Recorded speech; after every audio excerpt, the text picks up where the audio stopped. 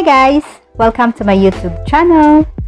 For today's video nga pala, papakita ko naman sa inyo kung paano po tayo mag-propagate ng black velvet.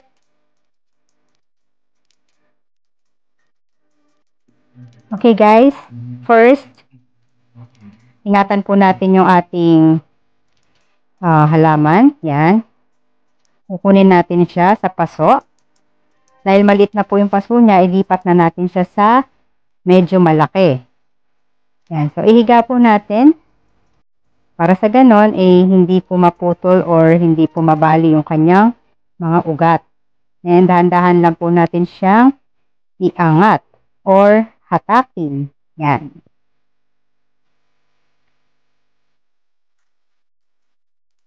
Okay, kung nakikita po ninyo, bali dalawang puno po siya. Gagawin natin, paghihiwalayin po natin silang dalawa. So, dahan-dahan nating kuhanin. Yan, ingatan po nating maputol ang kanilang mga ugat. Yan, so dahan-dahan. Kung mapapansin po ninyo, meron po siyang, yung nakausli na yan sa gitna po, magiging dahon na rin po yan.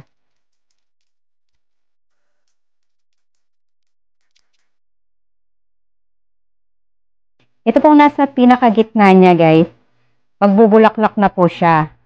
So mga ilang panahon lang makikita na natin siyang mamumukadkad.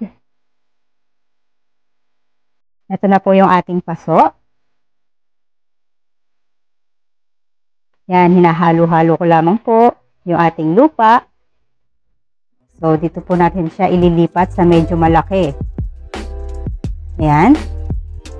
So ibabaw na po natin. Sama natin yung ugat guys ha. Yan, para mas maganda ang kanyang pagtubo. Ayan. So, nakaisang paso na po tayo. Ayan, dagdagan na lang po natin siya ng kaunting lupa.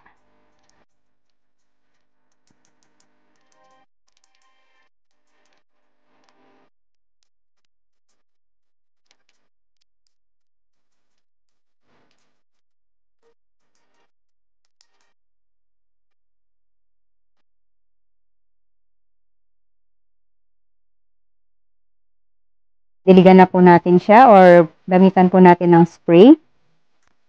Yung ating mga dahon, pati yung lupa. Pwede rin po natin siyang lagyan ng medyo maraming tubig para mas ma-absorb niya yung tubig.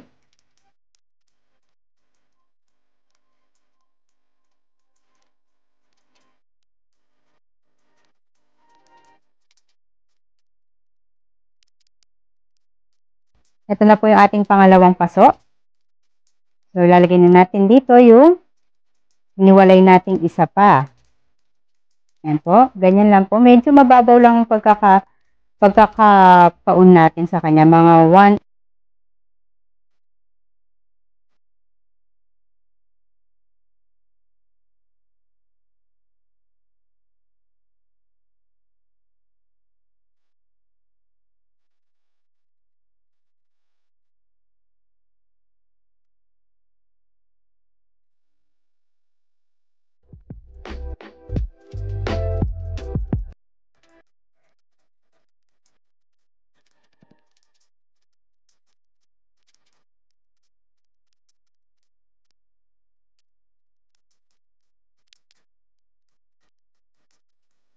Okay guys, tapos na po ang ating pagtatanim, yung ating pagpropagate ng black velvet.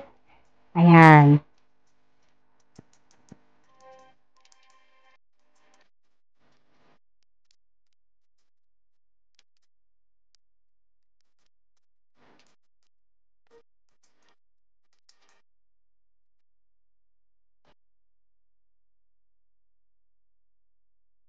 So, pagkatapos pong maitanim, dadami na po siya, magiging ganyan na po siya. Pwede po nating ilipat-lipat. Pag kunwari nanganak na siya or nag-baby na siya, nag-usbong ng panibago,